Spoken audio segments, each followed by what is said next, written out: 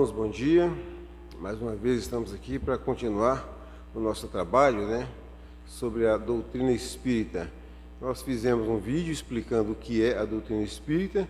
Então, a partir de hoje, nós vamos começar a falar bem devagar, de forma assim bem homeopática, todos os pontos de O Livro dos Espíritos.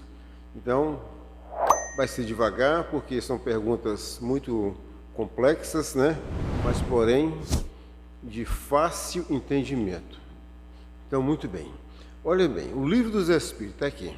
O primeiro capítulo desse livro, ele trata de Deus, sobre Deus, As religiões da Terra falam quem é Deus, Mas nós espíritas falamos o que é Deus. Essa é a pergunta. O que é Deus? Está na pergunta 1 que Kardec fez, aquilo que eu já falei para vocês, ao Espírito da Verdade. Esse Espírito da Verdade, a bem da verdade, não é apenas um Espírito, é todo um conjunto de diversos Espíritos, inclusive um muito conhecido por todos vocês, especialmente para as pessoas da religião católica, é Santo Agostinho.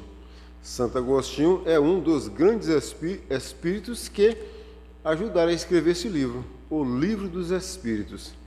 Muito bem. Então, Kardec fazia as perguntas e eles respondiam, A primeira, do capítulo 1, trata de Deus. O que é Deus? Deus é a inteligência suprema, causa primária de todas as coisas. Vejam bem essa resposta aí. Inteligência suprema, ou seja, nada a mais, nada que se pelo menos se iguale a Deus.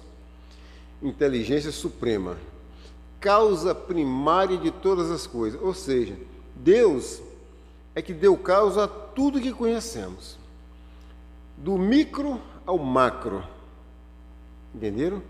Do micro ao macro, em termos de vida e de tudo que existe, foi Deus, nosso Pai, que criou. Nada antes dele, tudo depois dele. Então essa é uma explicação que a gente entende como suficiente, tendo em vista que a nossa inteligência, o patamar de inteligência que nós estamos, que todos nós, quando eu falo assim todos nós, eu vou incluir até os homens mais inteligentes da Terra. Esses grandes cientistas, inclusive morreu agora recentemente, Stephen Hawking, esse pessoal todinho aí. Einstein, Albert Einstein. Então, até essas inteligências poderosas que a Terra conheceu, que esteve aqui, não tem capacidade de definir Deus. E o Espírito da Verdade, sabendo disso, definiu assim: inteligência suprema, causa primária de todas as coisas. Esse é um ponto, e daqui para frente é assim que nós vamos trabalhar.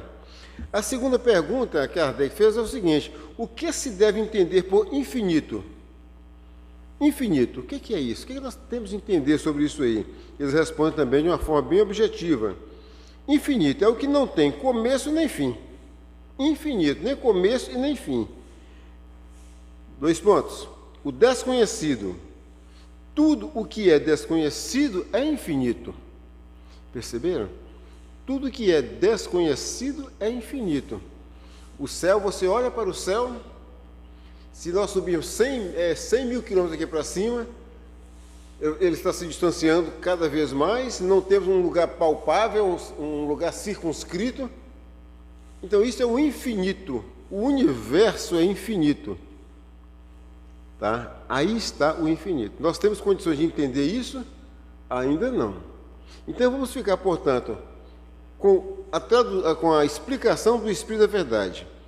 O que não tem começo nem fim, o desconhecido. Tudo que é desconhecido é infinito para nós humanos. Por quê? Na nossa linguagem humana, no nosso entendimento, ainda não dá para entender isso. Imagine vocês, eu falo sempre assim, que nós humanos somos como formiguinhas, aquelas formiguinhas miúdas, que você solta uma formiguinha daquela no centro de um círculo que tem, assim, por exemplo, 1000 quilômetros de raios. Aí você pega uma formiguinha, aquelas minúsculas formiguinhas de doce, e coloca ali. Ela vai se ajeitar por ali, talvez arrumar um buraquinho por ali, fazer a casinha dela. Ela vai ter noção de que ela está num todo de 1000 quilômetros de raio, ela não vai ter noção. Assim nós também estamos ainda. Nós ainda não temos assim aquela condição de assimilar o que é ser imortal. Todos nós somos espíritos imortais depois que Deus nos criou. E nós ainda não tivemos a condição de assimilar isso prontamente. Não temos. Tanto que, como nós já falamos na palestra anterior, que vocês já viram, quando um de nós falece nas nossas famílias, a maioria de nós se entristece grandemente, chora, sofre demais. Por quê? Porque não tem aquela noção, não tem aquela compreensão que aquele ser que morreu, na verdade ele não morreu, só saiu do corpo. Por quê? Porque ele é imortal, ele nunca vai morrer. Agora imagine você, como é que, se nós não temos a capacidade de entender isso aqui, como é que você vai querer entender a questão da eternidade? Deus, o que não tem princípio, nem meio, nem fim. Os irmãos muçulmanos, uma vez, um que frequentava a nossa casa, me falou que dentro da religião, eles fazem o incriado, aquele que não foi criado. É uma maneira deles têm de explicar. E se eu não tenho condição de entender, nem eu, dentro desse conceito de eternidade, depois que eu fui criado, né, de imortalidade, como é que eu vou entender esse conceito aí de nem princípio e nem fim? Ou seja, o nosso cabedal de inteligência ainda é muito pouco para isso. E os espíritos que compilaram a doutrina espírita sabiam disso muito bem. Então esse ensino aqui, embora grandioso demais, ele ainda é assim, uma dose homeopática. Deus vai permitindo que chegue até nós o esclarecimento da verdade dele. Aquela verdade, Jesus falou assim, ó, conhecereis a verdade, que a verdade vos libertará. Essa verdade vem sendo transmitida à humanidade paulatinamente, aos poucos. Imagine se eu poderia falar disso aqui com uma pessoa, não vou nem falar do homem das cavernas, não vou nem falar dele. Vamos imaginar, se eu fosse falar disso com uma pessoa de 2020 anos atrás, da época de Jesus Cristo, ele iria entender alguma coisa? Claro que não. Quando Galileu disse que a Terra era redonda, alguém acreditou nisso? Tanto não acreditaram que as autoridades da época quiseram até matá-lo. Ele teve que negar tudo que ele falou. Para 350 anos depois pedir desculpa. Não é isso? Quando ele disse que a Terra é que girava em torno do Sol. Ele quase foi queimado numa fogueira por causa disso. Por quê? Porque o entendimento das pessoas é minúsculo, mínimo, mas mínimo mesmo. Então, por isso, Deus vai mandando tudo para nós em doses homeopáticas. E nós vamos assimilando à medida que a gente vai também procurando se espiritualizar. Como eu sempre digo, espiritualizar-se é preciso, e não humanizar, e não ficar humano, ligar só nas coisas da matéria.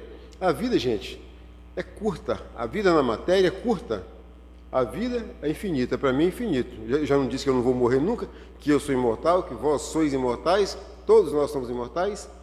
Porém, o tempo dentro disso aqui, dentro desse vaso físico, que a Terra há de desaparecer com ele um dia, é curto demais, muito curto. O exemplo mais recente da nossa irmã, aquela cantora Marília Mendonça, que Deus a tenha e a proteja, ontem, coitada, sofreu um acidente de avião e aos 26 anos desencarnou. Ela morreu? Não, está viva, muito viva, no plano espiritual, lá que ela está agora. Mas a vida dela aqui na Terra foi muito curta, né? 26 anos. E quantos que morrem aos 10 anos, 15 anos? Então, vamos ter em mente que entender a questão de eternidade de Deus não dá para a gente ainda, se ainda não conseguimos entender e nem conviver bem com o nosso conceito de imortalidade. Somos imortais depois que Deus nos criou. Então Kardec fez essa pergunta aqui, ó, poder-se-ia dizer que Deus é o infinito? Os espíritos responderam assim, esta definição incompleta, pobreza da linguagem humana, insuficiente para definir o que está acima da linguagem dos homens.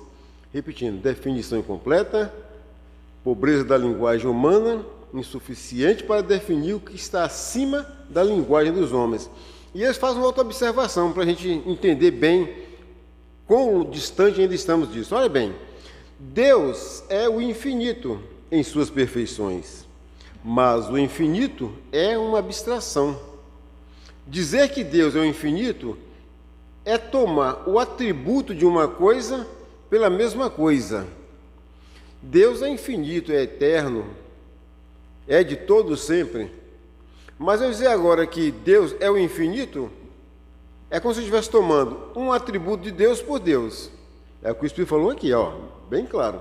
Dizer que Deus é o infinito é tomar o atributo de uma coisa pela mesma coisa. É definir uma coisa que não está conhecida por outra que não o está mais do que a primeira. Então nós não conhecemos, nós ainda não sabemos nos situar nem dentro do conceito de imortalidade. Nem isso a gente consegue conviver bem com isso. Quantos de nós acham que morreu, acabou, para depois chegar no plano espiritual e ver que a realidade é outra, bem diferente. Entenderam, meus irmãos? Agora, entender Deus aí, dizer que o infinito é Deus, Deus é o infinito, não. Deus é eterno e imutável. Mas se você disser assim, você está tomando esse infinito aqui por Deus, tá? Um atributo de Deus por Deus. Mas isso nós veremos depois no prosseguimento do nosso estudo, que vai ser provas da existência de Deus. Por enquanto, eu agradeço a todos vocês pela boa vontade, pela paciência. Rogo a Deus e a Jesus, nosso Pai, que continue a nos abençoar e nos proteger e abrir nossas mentes para tudo que não está conhecido por nós.